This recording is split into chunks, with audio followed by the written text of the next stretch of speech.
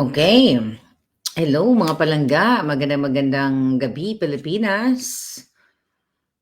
Alright, so andito na naman ang inyong palangging-ging.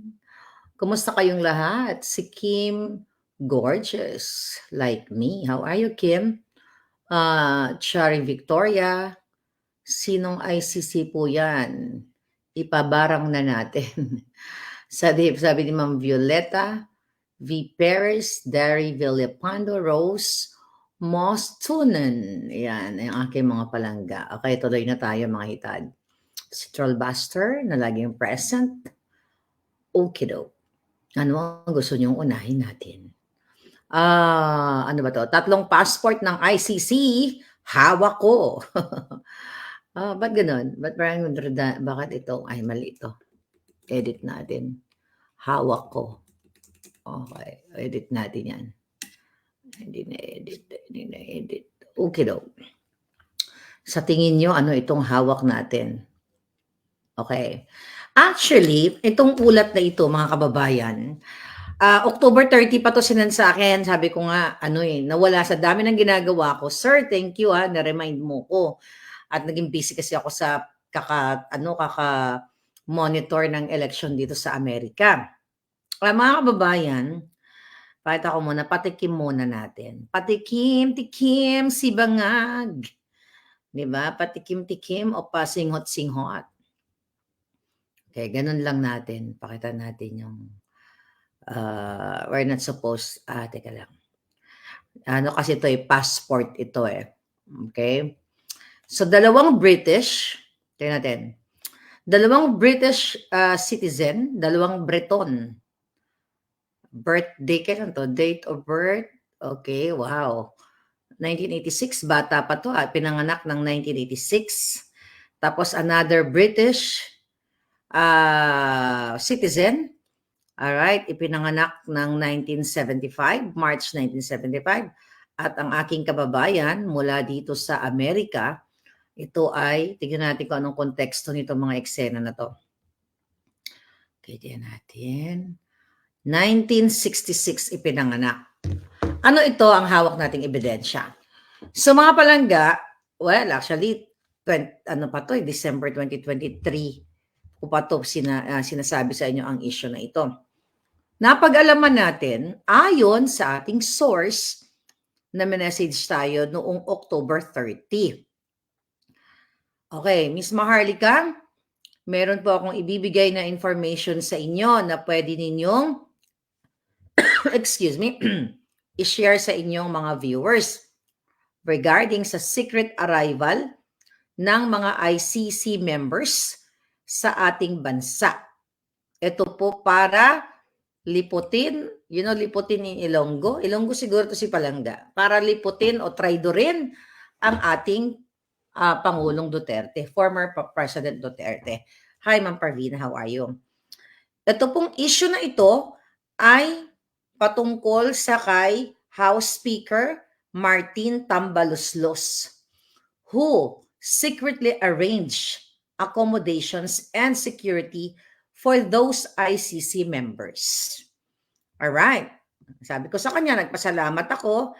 Sabi ko, baka naman sir, pwede po kayo mag-send ng information. Kasi syempre, mahirap na yung magsalta tayo kaagad, although the moment na na-receive ko yung message na totoo ito. Kaya lang, syempre kumukuha tayo ng mga ebidensya na makakapagpatunay, makakapag-corroborate sa ating information. Hindi katulad dyan ni Jay Kung Ho na chismis-chismis lang sa Quadcom. Kasi may chismis-chismis na ganon. Anyway, dadako tayo dyan mamaya. Okay, Miss Maharlika, there are several ICC teams na pumasok, okay, sequentially sa ating bayan simula pa po noong October. Okay? Sabi niya. Alright.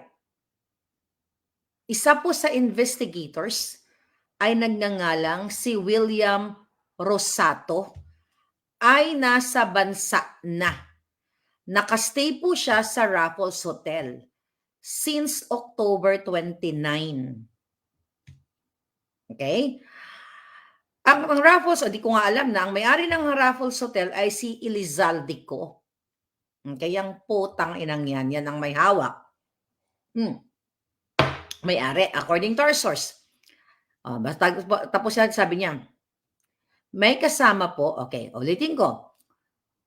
Si Rosato ay nasa Raffles Hotel since October 29. Nasa akin yung travel record nila. With an American interpreter named Maya Bracken. And, sabi niya, another investigator named Glenn Cala na kaalis lang po sa bansa natin. So, titignan mo tayo, bago natin tuloy-tuloy yung kanyang pasabog, mga kababayan. Tinignan ko to. O, anong pangalan nito ng una niyang pinangalanan na ICC? Si William Rosato. Ayon sa kanyang record, mga kababayan, ito yung mga taga-government na nakikinig sa atin. Personal details, nakalagay dito, travel type A. Ano ibig sabihin nito? A, type A personality ba ito? Kasi ginugol natin. Ang sabi dito, travel type A, travel port NAIA 1. Status A, flight number, dito siya sumakay. Flight number MH804. Actually, Googleable yan. I-Google nyo yan. MH804.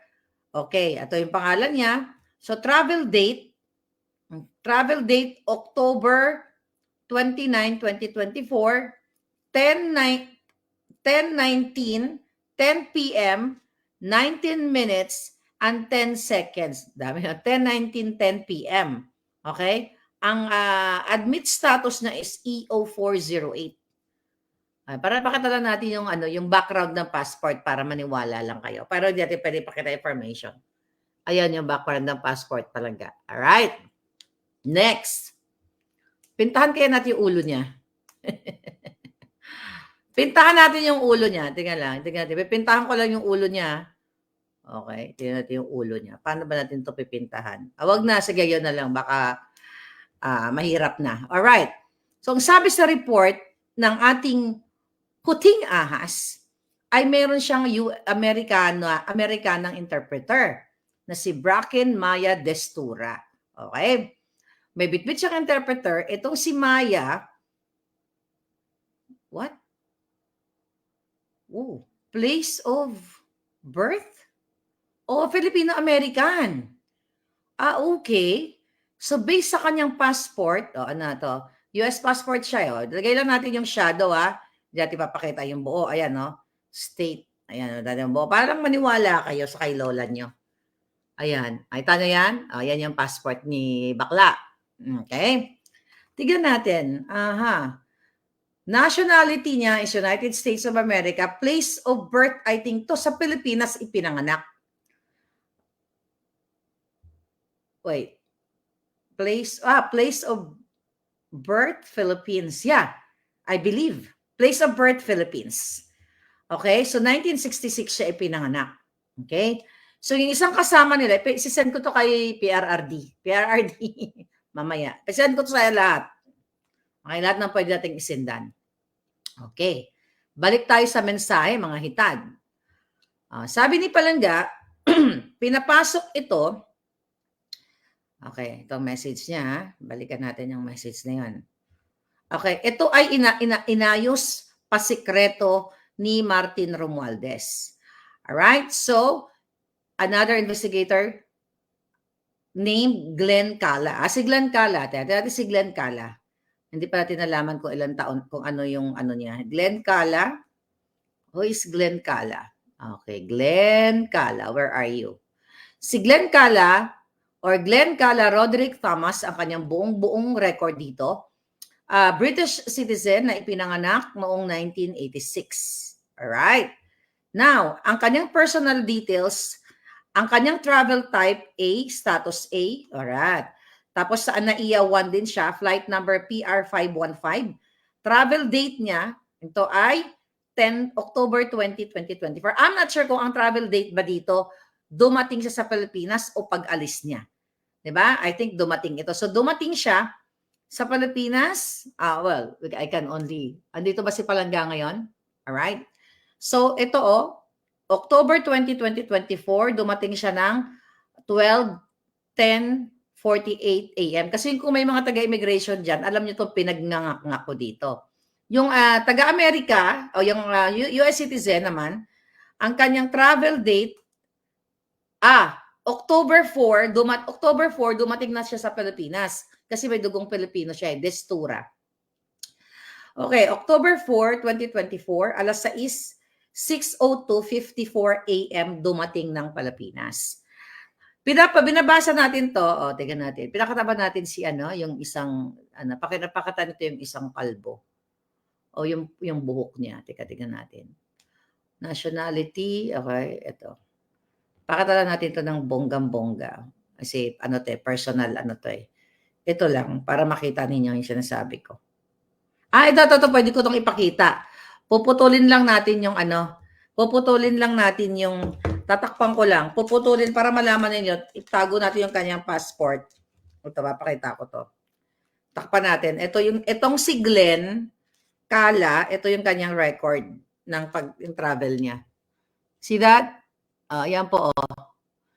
Personal details. Okay, ayan yung ICC para makita ninyo. Travel date. Okay, next. Takpan lang natin ang mga hitad. Itong isa, yung taga-ICC, bakit kayo nagtatago? Di ba legit naman yung ICC? Ba't kayo nagtatago? O bakit pa sikreto? Mamaya malaman natin. Yan, yung isa, ayan, dumating siya ng, 10 October 29. Alright. Yung interpreter, si Palangga, nakababayan ko, ito yung kanyang personal details. Yan, malinaw tayo yan na legit yan. NAIA, flight number, dada. Okay. Now what? Ano gagawin natin ngayon?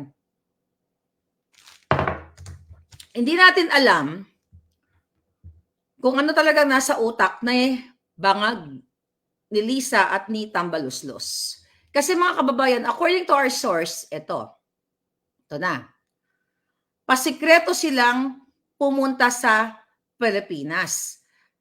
At ito ay ang nag-asikaso ng kanilang travel details, nag-asikaso ng kanilang pagpunta sa Pilipinas para mag-imbestiga o I don't know anong pakay nila talaga. According to our source, ay si Romualdez at si Zaldico. Okay. Nung dumating, itong mga members na ito, ay inilagay sila sa 5-star hotel. Doon nga sa Raffles na pagmamayari daw ito ni Zaldico. Nasa presidential suite sila. And frequently went to high-end hotel Midas for meetings with particular person. In and out sila doon sa kanilang hotel. In Midas, sabi niya, where they use as workplace. So doon sila nag-uopisina doon sa Midas Hotel, according to our source. The hotel reserved several presidential suites, sunset rooms, and additional rooms for transition and breakthroughs. Wait a minute. Okay. For transition and additional room for transition and breaks. Okay. Their accommodation is of highest standard with 5 to 6 securities and 4 drivers standby all day. Pera po ito ng taong bayan. Bakit mayroong 5-6 grabe close-in security at may 4 to 5 driver na naka-standby sa kanila buong araw? Sabi niya pa nga, when the members are free from work, they just hang around and went shopping accompanied by Filipino escorts. So may escort pa. And their expenses are all charged to this escort. Yung mga escort na yon, according to our source, mga tao ni Romualdez at ang nag-arrange ay si Romualdez at si Elizaldico. Sabi niya,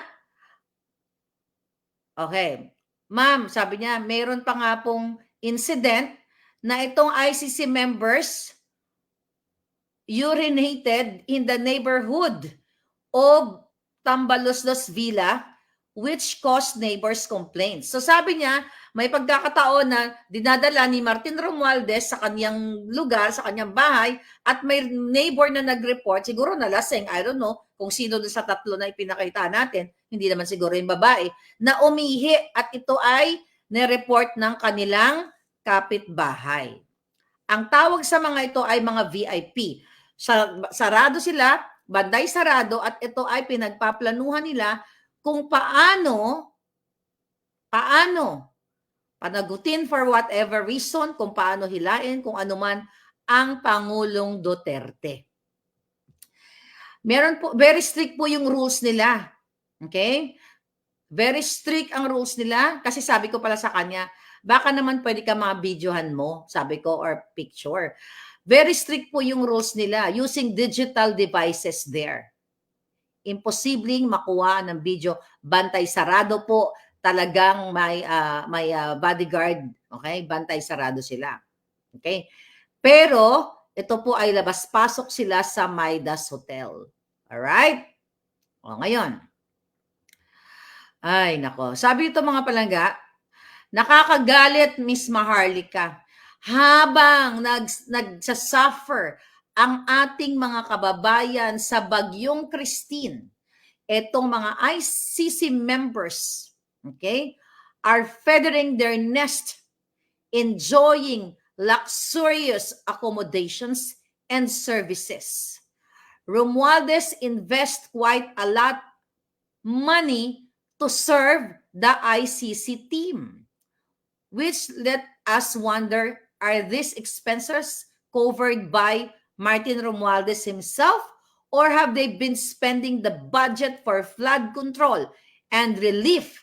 So Martin Romualdez owes the public an explanation. Kaya pinapasabi sa atin, so boljakin nyo yung putang inang Romualdez na yung sangkot yan sa bribery, bakit, number one, question, bakit itinatago dyan sa hotel, ginahabon nila, yun na ginahabon, tinatago nila itong mga ICC members na ito. If they are legitimate ICC members, bakit kailangan itago sa hotel? Bakit may mga bodyguard na with high-powered, security, arms, whatsoever? And bakit may shopping galore? Kasi kung ang intention mo, mga kababayan, ay mag-investigate or whatsoever, bakit shopping spree? According to our source, labas-pasok shopping spree and charge to the escort. At ang escort na nila ay mga Pilipino. At itong mga Pilipinong ito na may mga baril, may mga kasama din sila para mga staff and everything, taga-bit-bit siguro ng pinamili nila, ay under sa payroll ni Romualdez, under sa payroll ng taong bayan. Kaya dapat ito yung iniimbestigahan dyan sa Quad kung bakit sikretong pinapapasok yung ICC. Actually, hindi na ako nagtataka dyan. Sinabi ko yan sa inyo noong November 18 of 2023. Remember that? Meron pa ako sinabi sa inyo na isang ICC member but I forgot. Kailangan balikan ko yung mga dokumento natin.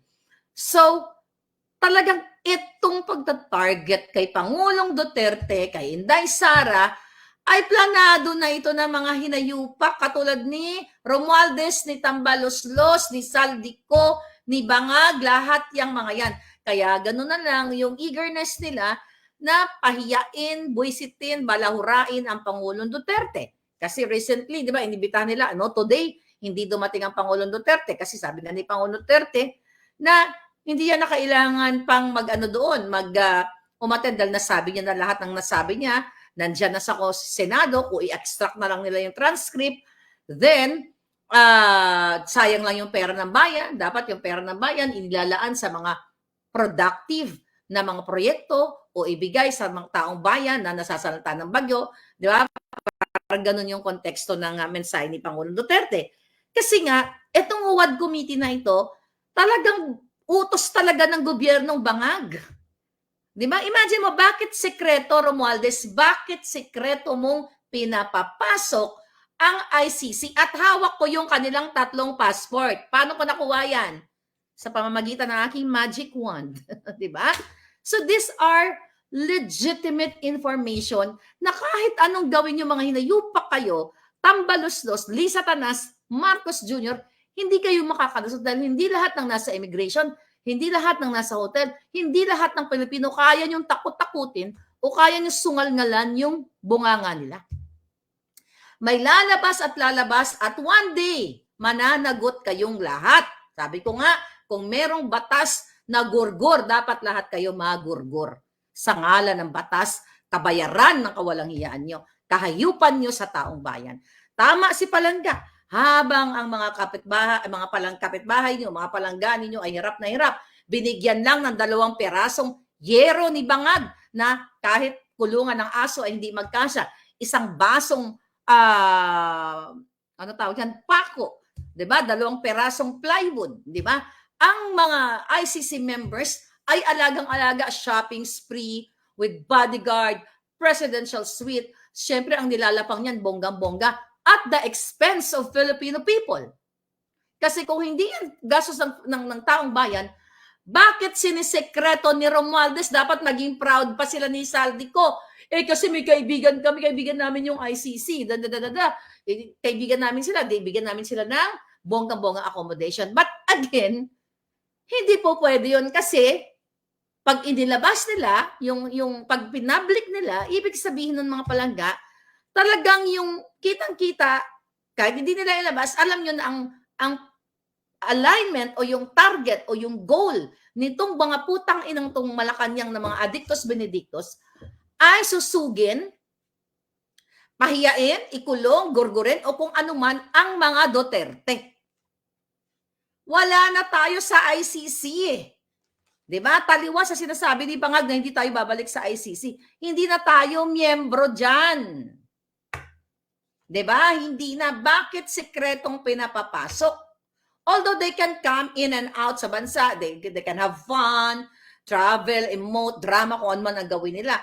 But not to this extent na pasikreto ng ginagawa ng Speaker of the House. Okay? Speaker ng mga bangag, speaker ng mga kawatan dyan, na itatago, isa-shopping, di guardian, everything, habang kayo, magdusa kayo na mga nasalanta ng bagyo sa isang basong pako para pagdugtong-dugtongin ang mga bahay ninyo dahil ayaw nyong mag-speak up day sa mga hinayupak na ito. Now what? Grabe, galit na galit ngayon nag-send sa atin. Ay, sabi niya, nakakagalit. Sabi niya, it's infuriating. Okay? That while our people are suffering from Typhoon Christine, those ICC members are feathering their nests, enjoying luxurious accommodations and services. Martin Romualdez invests quite a lot of money to serve the ICC team, which, nabasa ko na pala to. Okay, and Romualdez is secretly arranging operations with ICC, though our country didn't join. Ito na nga, nabanggit niya. ICC and Bangag recently also claimed that our government will not cooperate the investigation of ICC. Sabi niya, ano ang ginagawa nila dito, Miss Maharlika? Sabi niya, is a waste of money and betrayal of public trust, and it should be alerting to the public. Kaya ina-alert ko kayo mga palangga. Ngayon, sabi pa nga niya sa akin, Miss Maharlika, in case you don't know, Midas Hotel where the ICC, I stand corrected. Tingnan mo, mali ako doon sa hotel. Ang sabi ko, Raffles, di ba? Midas Hotel where the ICC members hold their meetings is owned by Elizaldico. So yung Midas pala pagmamayari niya, hindi yung Raffles. Sorry naman. Sabi niya, Miss Maharlika, ito po yung kanilang 3 passport. Ayan, ito ang passport nila. Sabi niya, I hope makatulong po yan para alam niyo sa taong bayan, please just don't share. Ganyan-ganyan. Okay? Tapos meron siya sinasabi dito, hindi ko lang alam kung sino siya, kasi tinext ko siya eh. Sabi niya, I should also mention that ST is deeply involved in this matter. I don't know kung ST stands for Senator Trillanes.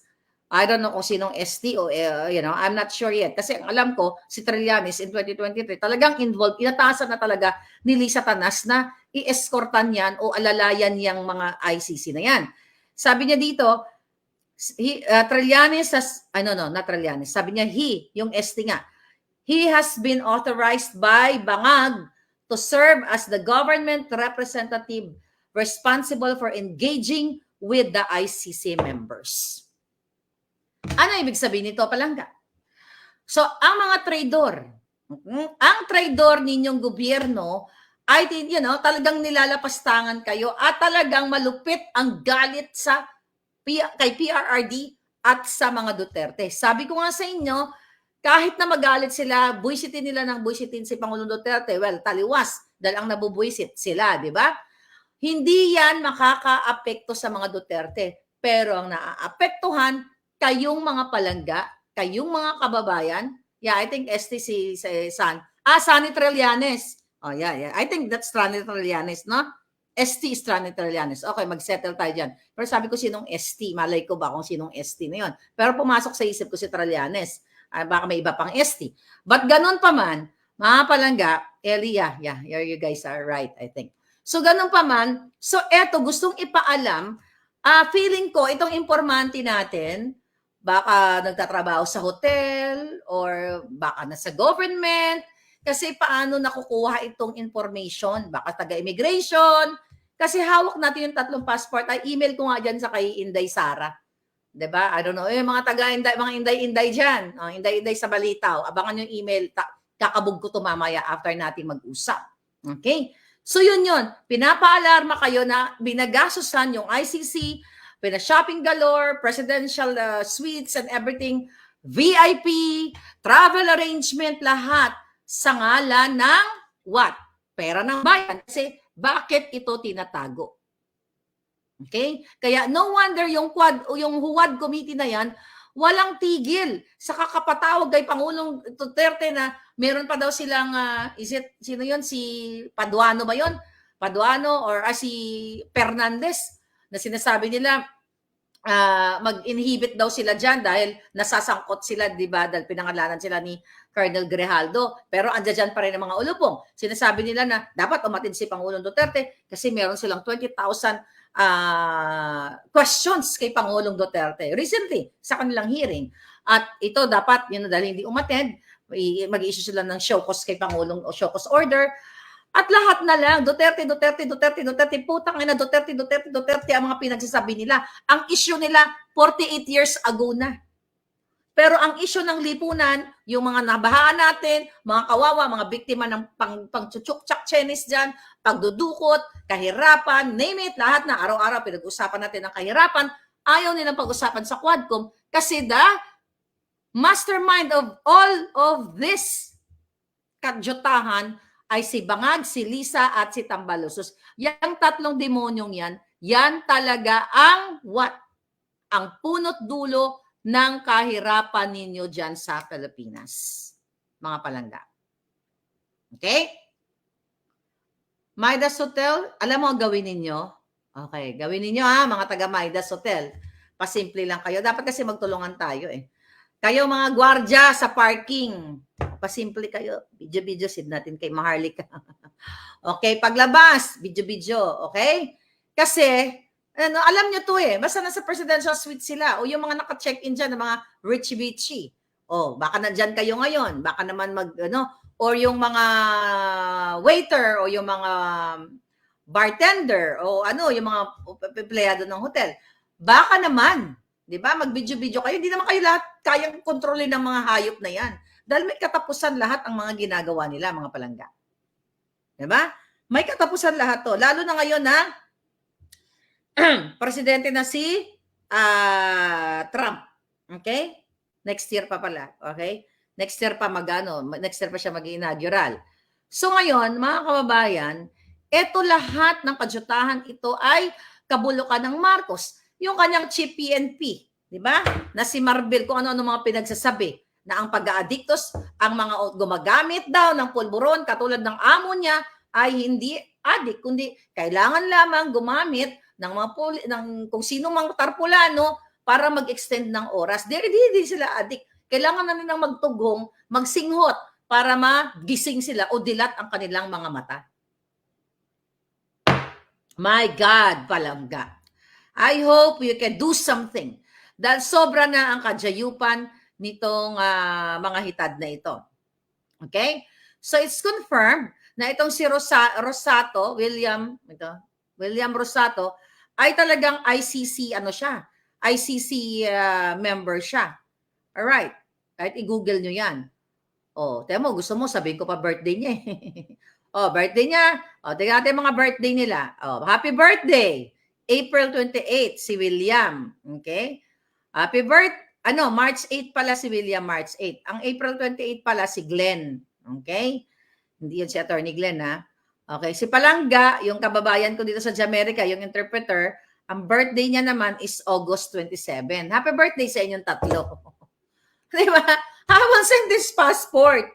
Ha? I-email ko to. Nakakagalit itong mga hinayupak na to, mga kababayan. Nakakagalit ang gobyerno ninyo. Okay?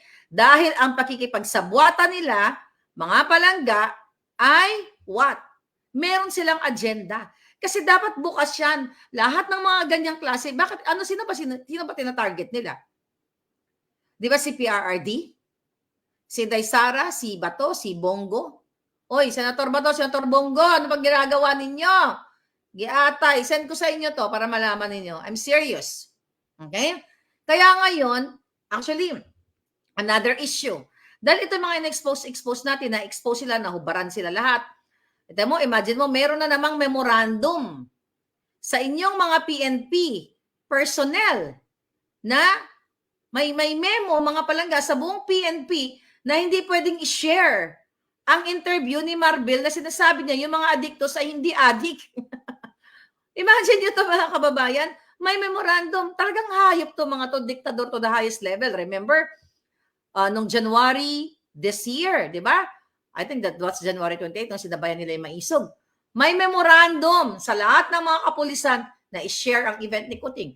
May memorandum na huwag manood kay Boljakan ang mga police o mga men and women in uniform. May memorandum na huwag gumamit ng cellphone at huwag nga manood ng YouTube or Facebook. Di ba? Ganun ka ulul itong gobyerno ninyo. Ganun ka mga bangag. Ito yung impact ng mga addictus benedictus. Ngayon naman, dahil nakikita yung paging bangag ni Marbil, kinukontrol kayo mga pulis. Sabi ko nga kayo dyan, mga supot. Nagpatuli na ba kayo mga dodo? Kailan ba kayo magsasalita? Mga palangga. Kailan ba kayo magsasalita dito? Mga jutang ginemes. Nakikita nyo na kung anong kaletsyahan ang ginagawa ng gobyerno ninyo. Lahat na lang ng pakikipagsabwatan, pakikipagparte, pakipagtsuktsakan. Yung isa nilang alaga diyan na si Aklang Kambing. Yan, inaaratay na ni Tita Aida, niyayakap na. Ayon sa ating puting as. At least, I hope magyakapan na kayo lahat yan. Yakapin nyo na si Tita Aida at sana Tita Aida, kung naririnig mo ako, bit-bitin mo na lahat sa impyerno yung mga yan. Kasi gusto nilang maging ala Didi dito, di ba? Na, tsuktsakan blues, swing here, group tsuktsakan and everything. You know that already. Ito ang imahe ng inyong gobyernong hangal, bangag, Kaya lahat kayo kontrolin. So kaya sabi ko sa inyo, ano pa bang inaantay ninyo mga hitad? Hindi pa kayo mag-speak up? Then recently, ang inyong senador na si Gatchalian, deny pa yung mga inayupak, na fake daw yung plate number o mga records nitong Escalade na nahuli dyan sa EDSA na nag-violate ng traffic rules, di ba? Na gusto pang managasa ng ng ating traffic enforcer. Ang sabi ni Gatchalian, nasa LTO na yan. Nahuli na picturean, di ba? Tama ba? Yung tatay niya na picturean. So nakita niyo yung mga kagahayupan ng inyong taong gobyerno? Walang sinusunod na batas. Gusto pang pumatay, gumurgur ng tao. Imagine mo, kawawang enforcer. Nagtatrabaho lang yan. Gugurgurin mo o sasagasaan mo ng ganun-ganun na lang. Tapos ayaw pang umamin na sa kanila, under sa kanya yung sasakyan. Tapos, Senado, Kongreso. Kaya dapat buwagin na yan eh. Kaya sabi ko, dapat wala tayong gobyerno. Kanya-kanya na lang tayo. Buisit. Ay, nako mga palangga. Ano sabi niya? Statement niya. Ito pala statement niya. I do not condone the traffic violations committed by the management of Orient Pacific Corporation. As a public servant for 20 years, I have always adhered to following the rules and the laws of our land. Susunod tayo sa batas sa lahat ng pagkakataon. Ito ang ating prinsipyo bilang isang lingkod bayan sa loob ng mahabang panahon.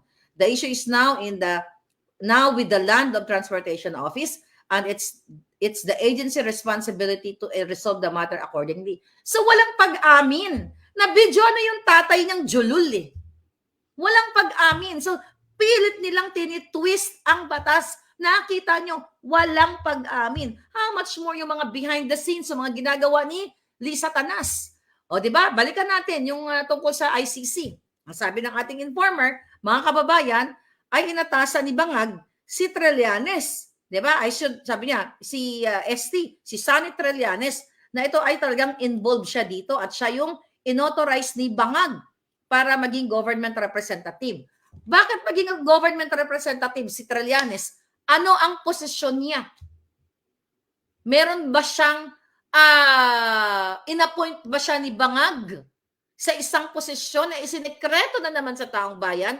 Katulad ng pagsekreto ni Bangag Jr. at ni Lisa Tanas sa pag-appoint kay Michael Ma na pinatawag na smuggler dyan sa Congress na hindi na natuloy-tuloy hanggang ngayon dahil lingid sa kalaman ninyo, that was in 2023, January 2023, in-appoint na as special envoy to China na kasangkot, kasabwat sa kanilang mga smuggling dealing dyan.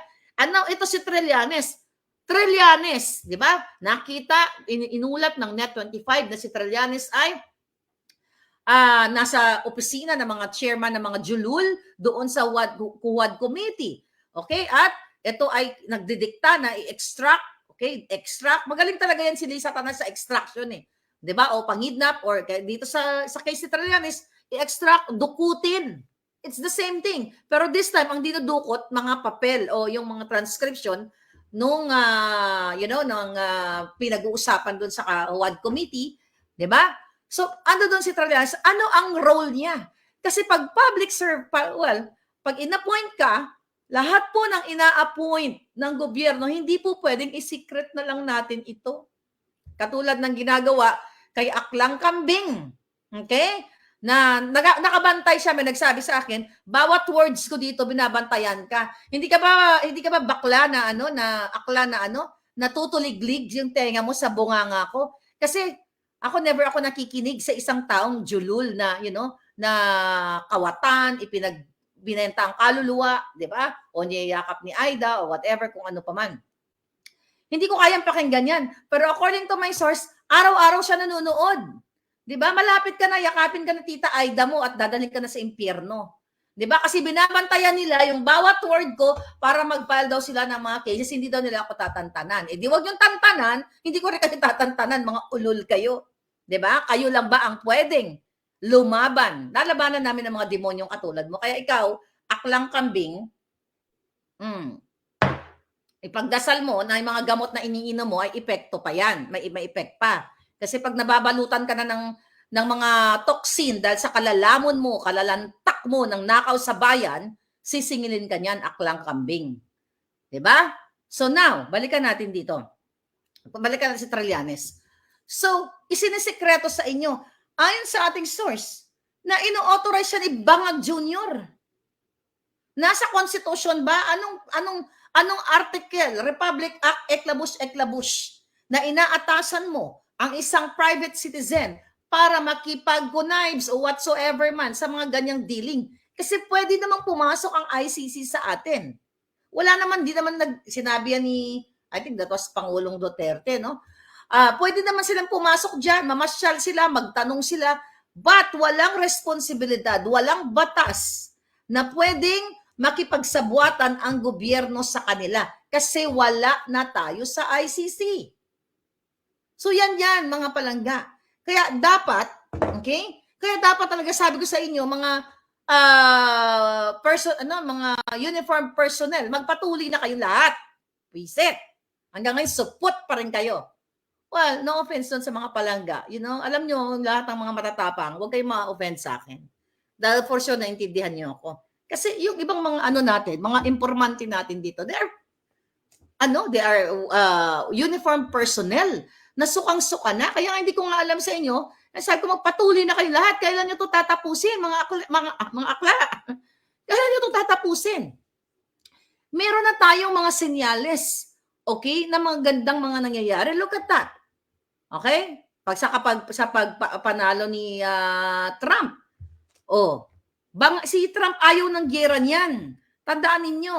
Kaya yung gusto ni Bangag na makipagbang-bang-bang sa China, hindi yan mangyayari. At I hope nga, sabi ko nga, the moment na umupo si Trump next year, i-pull out niya na yung EDGA sites dyan, mga palangga. Okay? I-pull out niya na yan. Sabi ni Ines, takot na walang matanggap na retirement yung mga nasa taas, kaya wala tayong maaasahan. Pero sabi ko nga naman sa inyo, huwag kayong matakot kasi the moment na mawala yung mga bangag na yan, let's say kung sino, let's say si Inday Sara, siya naman talaga ang nasa, yung susunod dyan eh. So, i-reinstate lahat yan kung ano man yung, ang inyong benepisyo. Dahil hindi pwedeng basta-basta na lang kayong tatanggalan ng inyong benefits dahil sa kajotahan ni Lisa Tanas at ni Bangag. So far, by the way, pupunta tayo kay Lolo Trump ninyo. Ngayon, tignan natin kung ilan na nakuhang boto ni Trump. 312 Electoral College. 312 Electoral College votes, while Harris is 226 Electoral College votes. Naintindihan niyo ba yon? Pero medyo bitin yung explanation natin kagabi. Okay, let's explain it again. Diba? Pero bago tayo mag-explain dito, kasi we're learning, natututo ako sa inyo, natututo din kayo ng konti sa akin, at yung iba dyan, na-addict na sa ngang bells ko.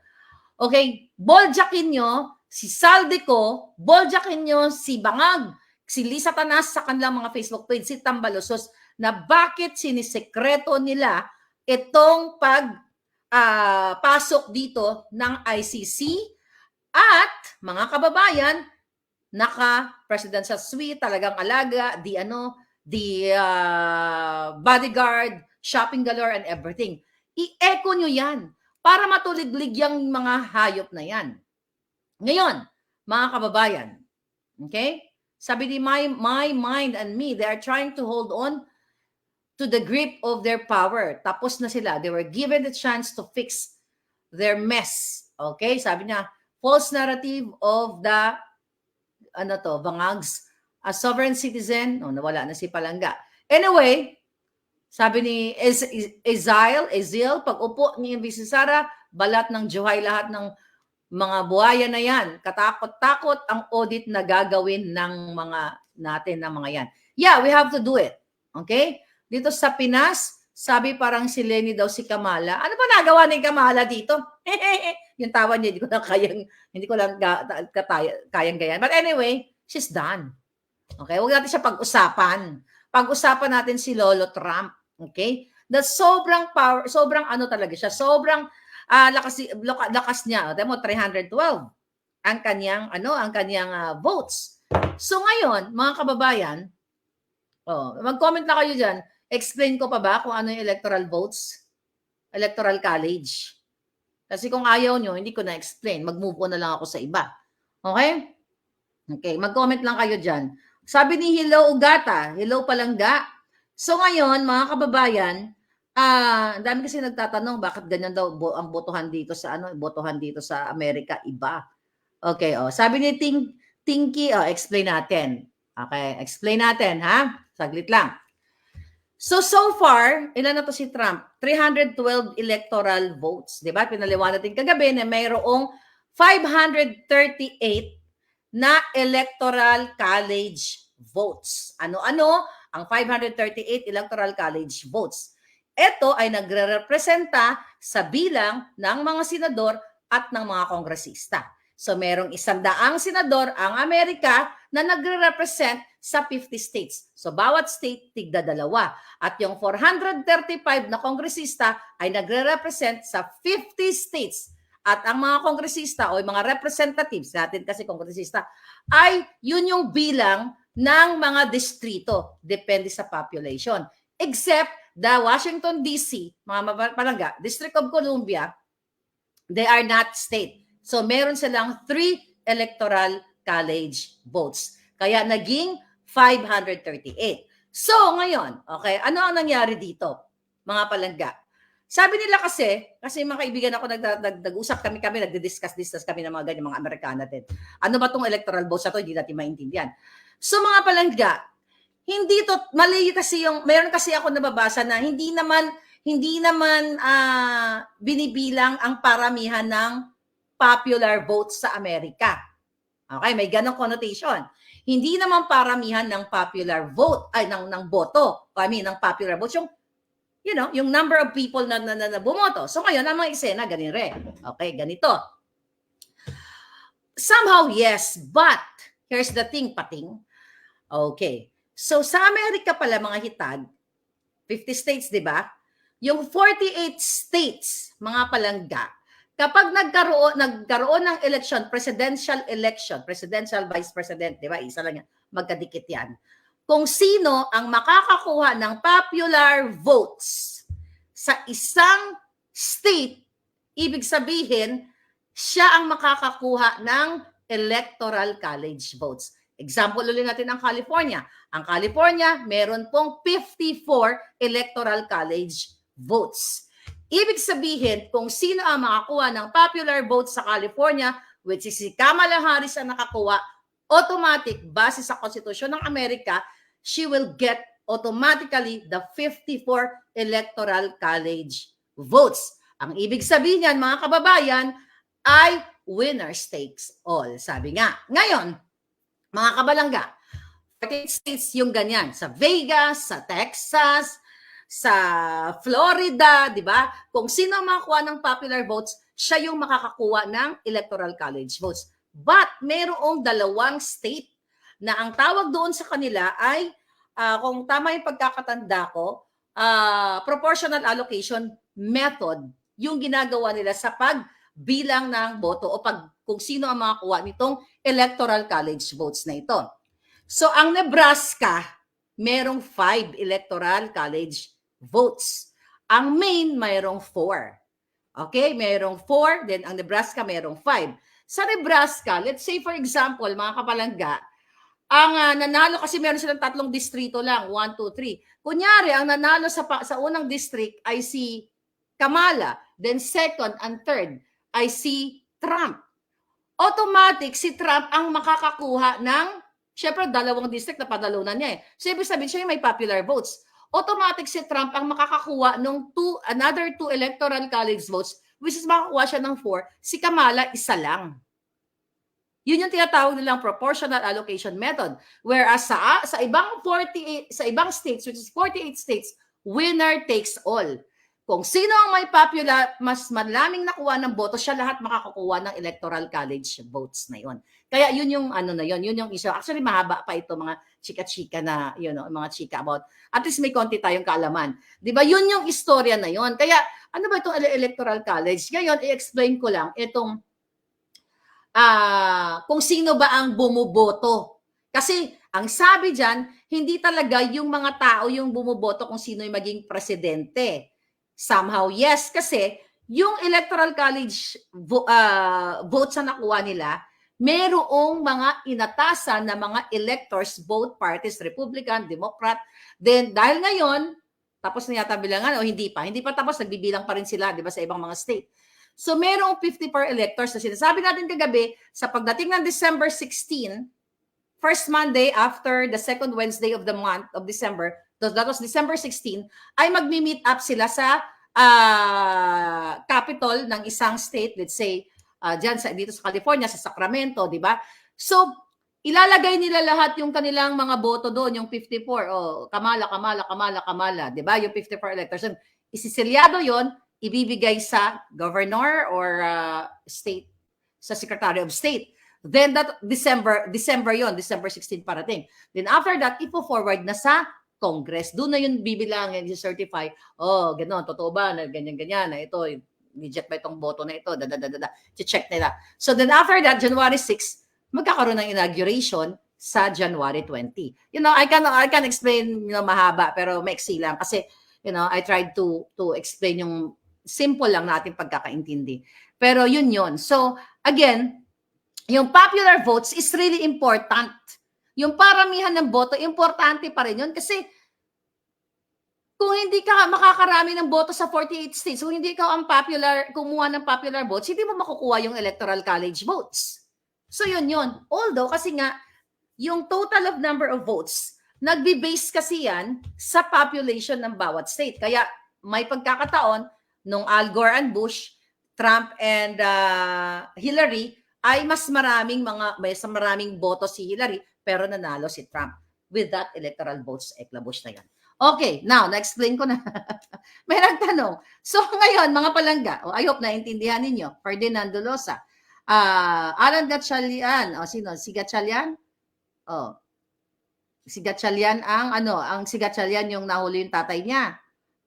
Okay. Then, gugurgurin natin ng isang Gatchalian. Okay. May nagurgur na tayo. Di ba? I love that. At least ngayon, may nagurgur tayo. Okay. Si Adrian Kinagon, thank you so much. All right. Okay, sabi niya, it's really hard to, complicated yan. Pero 312 na raw 312 na si Trump, sabi ni Victoria Slackman. Hindi talaga mahirap talaga intindihan yon, pero pag yung intindihin mo, kaya mo rin intindihin yon, di ba? Google ka na lang pag hindi mo na intindihan yung explanation ko. All right? So, ganun lang yon. Pero at least sa simpleng paliwanag natin, swing state.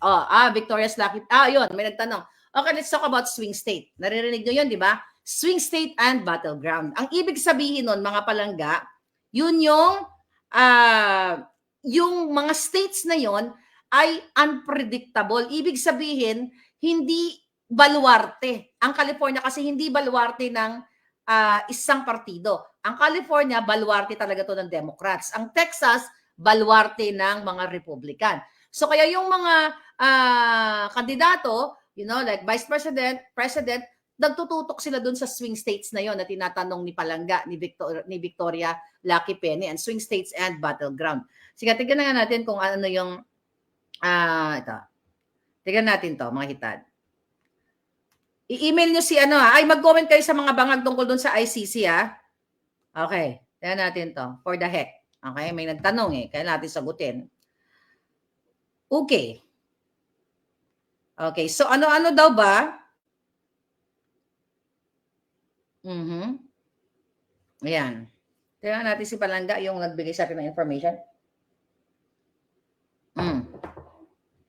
Okay.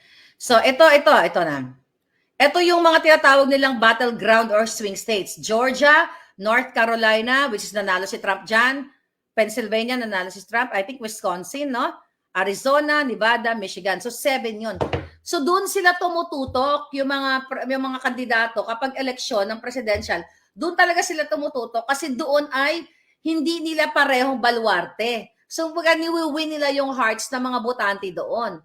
Kaya doon sila tumututok kasi bakit pa mangangampanya si Kamala sa California? Sure win na siya. Dahil based sa mga nakaraan, sa history ng botohan, talagang laging Democrat ang nananalo dito. It's the same thing sa Texas. So, ganun yun. Yun ang battleground. May tanong pa bago tayo bumalik dito sa mga bangag. Okay? Talo ang presidente. Okay? Present sa WADCOM at mga anti-Duterte vlogger nakikipagbardagulan ako, sabi ni DDS. Yeah, June Gallardo, 7 swing states. So, ulitin natin, dahil may nagtanong, ang swing state po, yan yung mga state na hindi baluarte ng parehong kandidato. So, kailangan nilang magpa-cute-cute para makuha nila ang majority votes. Alright? Ito, tanong. Sabi ni Klong, ask ko lang, Ms. Marlaca, if ever pwede ba magbago ang isip ng mga electoral colleges even if manalo si Trump by popularity? Pwede ba matalo? Good question yan, Klong Beltran. Okay. Yes. Pwedeng magbago ang utak ng electors. Tandaan ninyo, bawat partido, Republican, Democrat, prior to the national election, meron silang itinatalaga o ina-appoint na mga electors. Okay, good question. Let's say, for example, this is just for the heck, pero imposible ito. Kunwari lang, ang lamang ni Trump, kunyari lang to ha, kunwari lang, ay 10 electoral college. Okay? 10 electoral college votes. Itong 10 electoral college na to, kunyari they're also Republicans eh. They're electors from the party Republicans. Dahil siguro may galit silang kay Trump kunyari o nabayaran sila or whatsoever, pwede silang hindi iboto si Trump. Mag-a-abstain sila. So ngayon magiging wala, hindi na lamang si Trump ng 10 electoral college votes kasi mag-a-abstain yung 10. So ano mangyayari diyan? All right? Congress magde-decide ng but ang tawag sa kanila ay faithless electors. Ibig sabihin mga julul. Ibig sabihin faithless electors, mga jutang ginimis, 'di ba? Kasi may batas yan na kung sino ang nanalo diyan, good question yun Palangga, Kulong Beltran. Kung sino nanalo sa state na yan, automatic yung electors na itinalaga ng Republican o ng Democrat, kailangan ilagay mo sa balota yan. Pero, that was before. At, nung time na yon parang walang parusa. But the Supreme Court issued in 2020, kung naalala ko, tama yung pagkaalala ko, in 2020, na kapag merong faithless electors, or yung mga julul na electors, na ayaw nilang iboto kasi buwisit lang sila kay Trump, ayaw nilang manalo o gusto nilang bigyan ng hardship si Trump, mag-a-abstain sila, may kaparusahan. At bawal na ngayon yan. Kasi may batas dyan na sinasabi kung sino ang nakakuha ng popularity votes dyan sa lugar na yan, sa state na yan, automatic ikaw, electors, kung 10 kayo, you have to, what? You have to elect that presidential. So yun. Okay? I hope naintindihan mo Palangga. That's my answer to you. So again, ang tawag dun sa mga electors na yon na gustong mag-abstain o ayaw sundin ng batas, faithless electors. Okay? Or julul electors ang tawag ko sa kanila. Sabi ni Rosalina, VP Sara should step up to be a leader. She already knows that BBM does not know how to be a leader. Then she should be assumed the presidency by leading the people power. We will follow her. Ayan, sana marinig tayo ni Inday Sara. Okay? Sana nga. Sabi ni Palangga, so parang useless din yung boto ng bawat individuals, madam, kasi naka-base pa rin sa mga electors ang pagkapanalo ng presidential candidate. Sabi ni May Ann answer, no, it's not. Kasi, ulitin natin mga Palangga, may 48 states, again, na ang law, kung sino ang makakuha ng pinakamaraming boto sa 48 states na yan, otomatiko makukuha niya ang electoral college votes. So, kailangan pa rin ng popularity votes kasi kung hindi man nanalo si Trump dyan sa let's say, Texas, Wisconsin, o kung saan pa mga state, hindi niya makukuha yung electoral college votes. So, kailangan pa rin ng popularity votes. Magkakatalo lang dan sa tali ng popular votes. Kasi nga, iba-iba ang bilang ng mga citizens sa iba't ibang state. At bawat state nagre-represent ng number of college, electoral college votes. Okay. Bawal daw po yung bawal daw po pag VP ang mag-lead ng ouster. Hindi naman kailangan siya mag-lead ng ouster. Speak up lang siya ng speak up. Oh, may tama ka doon. Mag-speak up lang siya.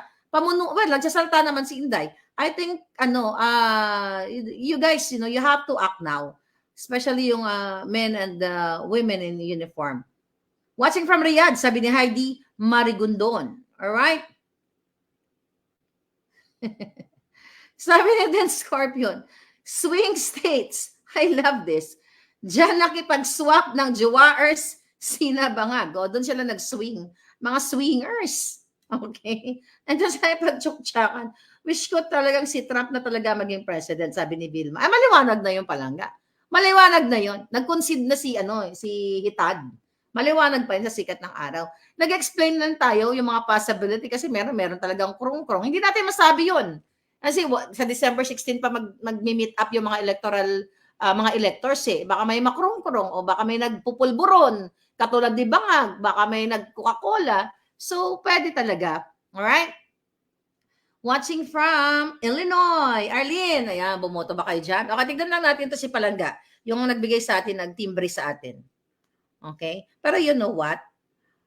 Kahit ako hindi ko kabisado yung mga ano eh. Uy, ano to? Oh, okay. Oh, may bago na nag-message sa atin. Madam, October 26 ata ng madaling araw yon, lumapag si Tambi sa New York. Pinoy na piloto ang kasama niya. Pagmamay-ari ni Lucio Tan ang private plane. They stay sa Times Square with the group. Kaya siguro baka sinundo ni Tambi, okay? Ni Tambi mismo. Ano, December 26, nakipag-usap sa kanila dito. Legit ang info kasi isa siya sa kasama sa loob ng flight. Ngayon, sabi niya, andito si Romualdez. O, ito, panibago na namang informante itong mga nakuha natin. Well, the fact, mga kababayan, okay? The fact na hawak ko yung pasaporte ng tatlo, legit yun. Pinakita ko na sa inyo yung travel history nila, di ba? Travel information nila. Okay? Bawal talaga mag-lead ng people power. O hindi naman kailangan siya mag-lead ng people power. Kailangan lang niyang kailangan na natin ng alindog ni Inday Sara. Sabi ni Marilu Watanabe, good Trump will win the election in US. He doesn't like war. He's peace-loving person. That's true. Okay. Booking na ang jutang gininang tamba, sabi ni Balitangatan.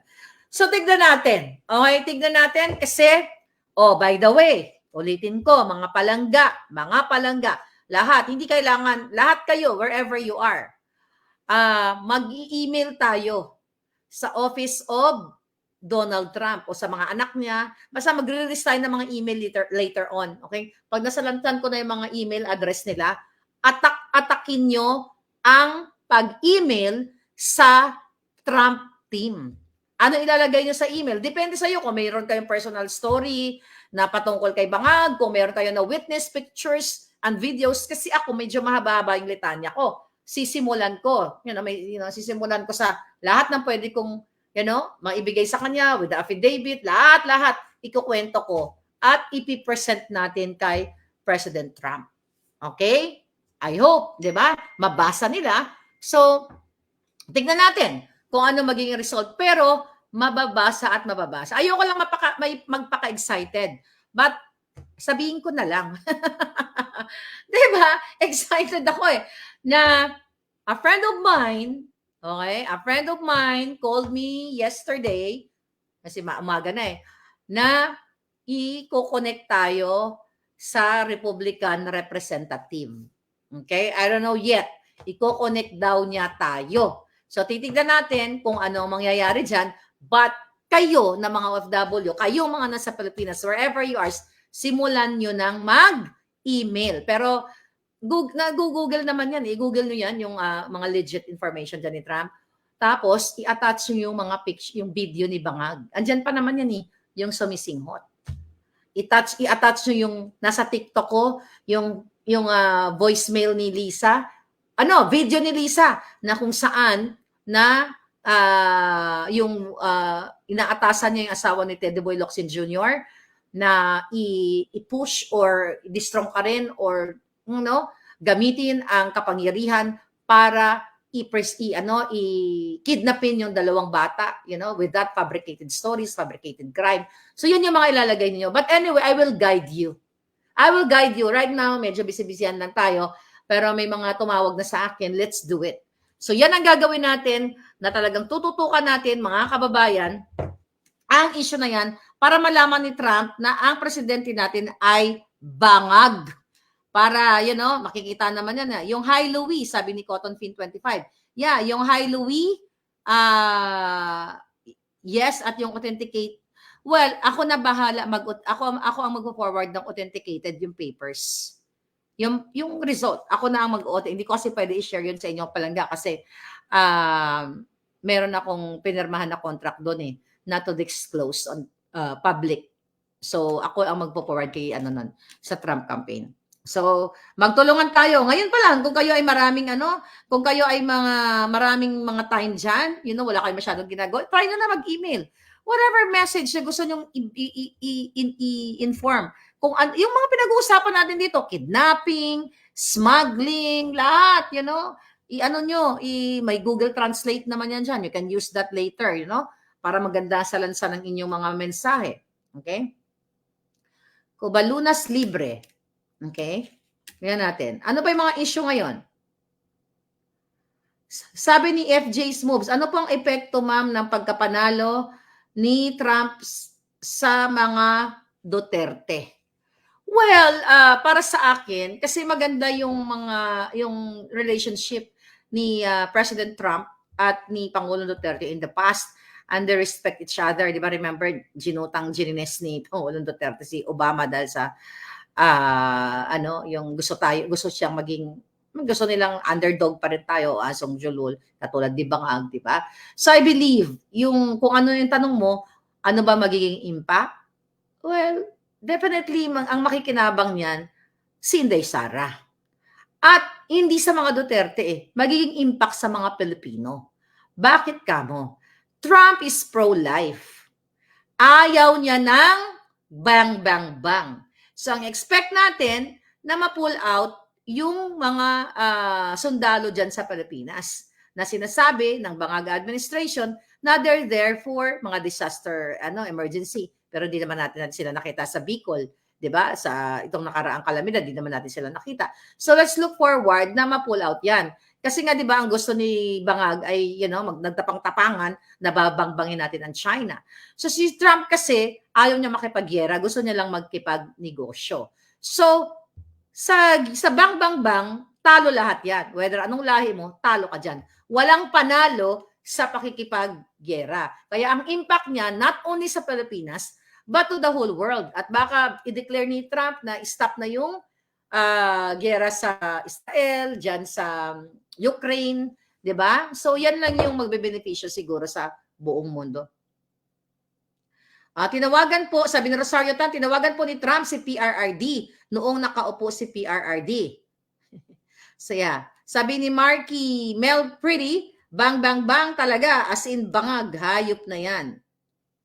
Sana unahin po muna na i-pull out ang mga EDSA sites o yung mga palangga doon, sabi ni, what's that? Ni Chen. Alright? Looking forward for the freedom of the Philippines from the bangag and smugglers. Konting kembot na lang, mga kababayan, sabi ni Okja D. Little Lion. Ayaw ni Trump na mga bangag na criminals. Ayaw din ng bang bang bang. Economic world war ang gusto ni Trump. Giyera ekonomiya, hindi world war, sabi ni June Gallardo. Ginordor ka na, madam, sabi ni Marky. Ginordor na ba ako? Okay? Yes. BFF sila ni Pangulong Duterte. Ibalik ang pera ng bayan na pinaghirapan, sabi ni Melba Sutcliffe. Okay? Amping, sabi ni Dynamic Force. Sabi ni Trish Ongpauco, Miss Marlica, ipadala mo book ni Attorney B. Yun nga, isa pa yun ang gagawin natin. Hindi ko pa napadala ngayon, di ba? Sabi ko kanina sa inyo. Well, isa pa yan na gagawin natin. Ipapadala ko talaga yung book. Kahit yung buong natitira na lang dito, ihagis ko dun sa Mar-a-Lago. Di ba? Kung pwede lang. But we will do that, mga palangga.